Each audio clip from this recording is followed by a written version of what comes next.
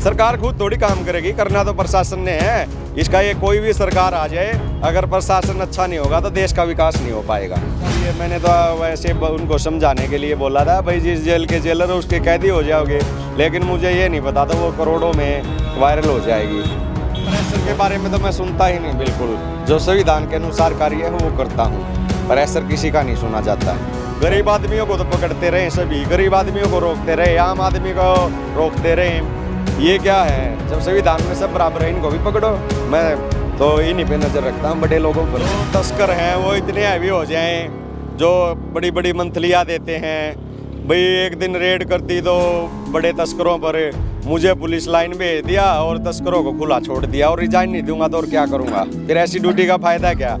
ऐसे जो सरकारी गाड़ियों का दुरुपयोग करते हैं, बड़े बड़े IAS IPS अधिकारी और सेकंड क्लास अधिकारी, उनके परिवार घूमते हैं, उनको पकड़ता हूँ। किसी से पूछ लो, ये तो तस्करों से जाके पूछो ना।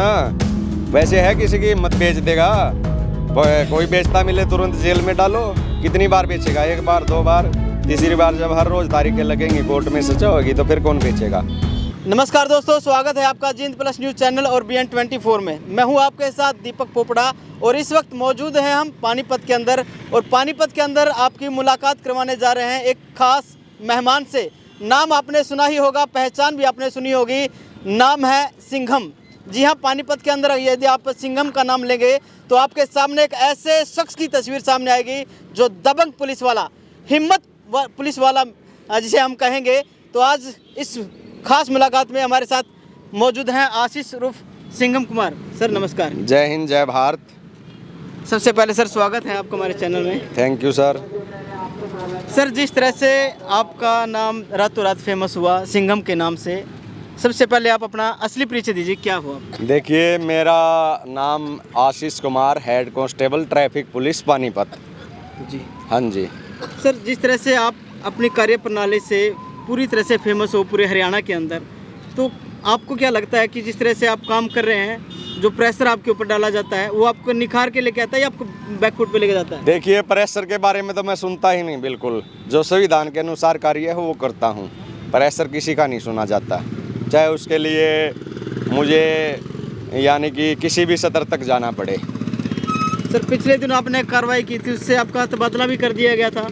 हाँ, तो ये मामला जो अनिल विज के पास भी पहुंचे फिर आप शिकायत के लिए? देखिए, अगर काम में करने की कैपेसिटी है, देखो एक जब पूरे पानीपत के अंदर अतिक्रमण मुक्त, जाम मुक्त, करप्शन मुक्त, नशा मुक्त करने की कैपेसिटी है और काम करने नहीं दिया जाएगा और पुलिस लाइन बैठा दिया जाता है, तो और क्या करें? फिर अधिकारी साथ नहीं देंगे तो फिर गृह मंत्री जी का सहारा लेना पड़ा उसके लिए। पिछले दिनों जैसे कि आपने गाड़ी पकड़ी थी, वो जेलर की थी या किसकी थी, उसमें क्या था? देखिए, पिछले दिनों यहाँ जो ट्रैफिक थाना है वहाँ टोल टैक्स पड़ता, वहाँ चेकिंग की तो करीब 1 दर्जन जैसे पुलिस वाले, सब इंस्पेक्टर, हवलदार, इंस्पेक्टर, DSP और बहुत से विभागों के जो फर्जी उस पर चलते हैं दूसरे की ID का यूज करके, और ये एक बहुत बड़ा अपराध है। इसमें जो यूज करता है उसको भी, उसके खिलाफ FIR होती है और जेल जाना पड़ता है। और जेलर का लड़का भी था उसमें, एक वो अपने पापा की ID यूज किए हुए था, जो उसमें उसने बात करवानी चाहिए। मैंने तो वैसे उनको समझाने के लिए बोला था, भाई जिस जेल के जेलर उसके कैदी हो जाओगे, लेकिन मुझे ये नहीं पता था वो करोड़ों में वायरल हो जाएगी। और यही मामला था, केवल ऐसी करीब दर्जन भर आइडियाँ पकड़ी गई थी उस दिन। सर एक और बात आती है कि जिस तरह से आप अपनी ड्यूटी करते हैं और लगातार प्रशासन और अपने जैसे आपका विभाग है उसके ऊपर भी आप सवाल खड़े करते हो कि प्रशासन की मिलीभगत से ही ये काम होते हैं। किसी से पूछ लो, ये तो तस्करों से जाके पूछो ना। वैसे है किसी की हिम्मत बेच देगा? कोई बेचता मिले तुरंत जेल में डालो। कितनी बार बेचेगा? एक बार, दो बार, तीसरी बार जब हर रोज तारीखें लगेंगी, कोर्ट में सजा होगी, तो फिर कौन बेचेगा? तो आपने ये मुहिम कब से शुरू कर रखी है सर? करीब साल भर से कर रखी, लेकिन उसके 6 महीने तक मुझे घर बैठा के रखा और अब फिर दोबारा शहर से बाहर ही ड्यूटी आई है, अंदर नहीं आ सकी, बाहर GT रोड पे। शहर से बाहर हो आप, हाँ जी, शहर से बाहर ड्यूटी दी गई। यानी कि जो हम बात कर रहे थे कि आपको एक साइड से दरकिनार कर दिया गया है कि आप बीच में अड़चन बन रहे हो। नहीं, मैं वहाँ भी अब संविधान के अनुसार काम करता हूँ। जो सरकारी गाड़ियों का दुरुपयोग करते हैं बड़े बड़े IAS IPS अधिकारी और सेकंड क्लास अधिकारी, उनके परिवार घूमते हैं, उनको पकड़ता हूँ। अभी कोई नया ताज़ा मामला है? बहुत से मामले हैं ऐसे। अभी तो फिलहाल ही देखो, अधिकारी फिर कहने लगते हैं हम पे कार्रवाई हो जाएगी। मैंने चेतावनी दे के उनको, भाई भविष्य में ऐसा ना करें। अगर आगे भविष्य में मुझे कोई मिल गया, मैं तो पूरा उसके खिलाफ लिखित में भी कंप्लेंट करूंगा। किसी सरकारी गाड़ी में किसी अधिकारी का परिवार घूमता मिला, उसके खिलाफ लिख के भी भेजना शुरू करूंगा, ताकि ऐसे लोगों पर कार्रवाई हो। सर, आप प्रशासन से सीधी टक्कर लेते हो तो परिवार वाले आपको रोकते नहीं? नहीं, परिवार वाले देखो, हम जब संविधान ने बराबर दिया सभी को अधिकार, गरीब आदमियों को तो पकड़ते रहे, सभी गरीब आदमियों को रोकते रहे, आम आदमी को रोकते रहे। ये क्या है? जब संविधान में सब बराबर है, इनको भी पकड़ो। मैं तो इन्हीं पे नज़र रखता हूँ, बड़े लोगों पर।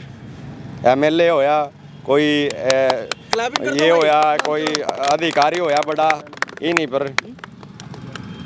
सर, आपने रिजाइन भी दिया था एक बार। भाई, जो तस्कर हैं वो इतने हैवी हो जाएं, जो बड़ी बड़ी मंथलियाँ देते हैं, भाई एक दिन रेड करती तो बड़े तस्करों पर, मुझे पुलिस लाइन भेज दिया और तस्करों को खुला छोड़ दिया, और रिजाइन नहीं दूंगा तो और क्या करूंगा? फिर ऐसी ड्यूटी का फ़ायदा क्या? पैसे के लिए ड्यूटी थोड़ी कर रहे हैं, कुछ समाज के लिए भी करनी पड़ती है, कुछ हमारे दायित्व हमें निभाने पड़ते हैं। पैसा सब कुछ नहीं होता। सर, ड्यूटी के दौरान जो शपथ आपने ली थी, जिस तरह से आप काम कर रहे हो, वही शपथ दूसरों ने भी ली है? हाँ, सभी का अलग अलग नज़रिया है लोगों का। मैं तो यही चाहूँगा, अभी देखो सरकार है, सरकार किस पर निर्भर है? कर्मचारियों पर। तकरीबन सारी सरकारी संस्थाएं हैं, करीब 15 से 20% अच्छे लोग ही मिलते हैं, बाकी तकरीबन ड्यूटी चोर, काम चोर होते हैं, जो जिनकी वजह से आज अपना देश पीछे हटता जा रहा है। सरकार खुद थोड़ी काम करेगी, करना तो प्रशासन ने है। इसका ये कोई भी सरकार आ जाए, अगर प्रशासन अच्छा नहीं होगा तो देश का विकास नहीं हो पाएगा। तो फिर जो सारे इसके ठीकरा सरकार के ऊपर फोड़ते हैं कि सरकार काम नहीं कर रही। नहीं, ये सरकार का कोई दोष नहीं है। नीचे जो प्रशासन बैठा रखे, इतने IPS IAS और इतने कर्मचारी अधिकारी, सारी गलती उन्हीं की मानता हूँ मैं, और है भी उन्हीं की गलती। सरकार का उनको इतनी थोड़ी, वे तो पैसा दे सकते हैं, पैसा ठीक लगाना, ड्यूटी ठीक करना।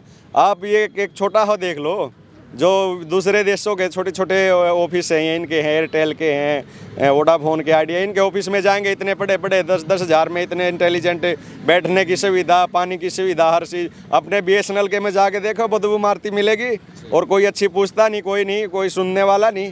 ऐसे तो भट्ठा बैठा दिया, ये सरकारी कर्मचारी तो भट्ठा बैठा रहे हैं ऐसे। सर, एक चीज़ जैसे देखते हैं कि आज का जो नया यंग जनरेशन है, वो बिना हेलमेट के, बिना लाइसेंस के और बिना लिमिट के गाड़ी को चलाते हैं।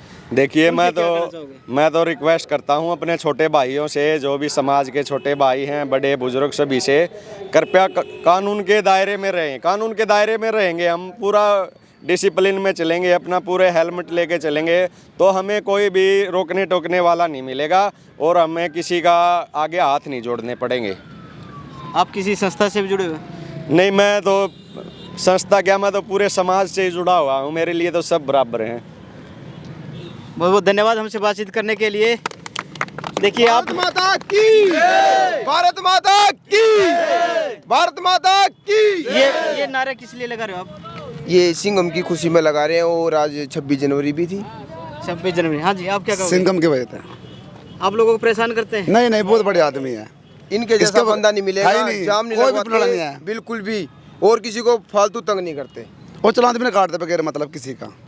देखिए दोस्तों, जैसा कि हम बातचीत कर रहे थे, सिंघम का नाम लेते ही आपकी आंखों के सामने एक दबंग पुलिस वाला, हिम्मत वाला पुलिस वाला आपकी सामने नजर आएगा। और आज हम रूबरू हुए हैं आशीष जी से, जो पानीपत के अंदर सिंघम के नाम से जाने जाते हैं। वो सभी से अपील भी कर रहे हैं कि आप दायरे में रहोगे तो फायदे में रहोगे। आप सभी साथियों का बहुत बहुत धन्यवाद।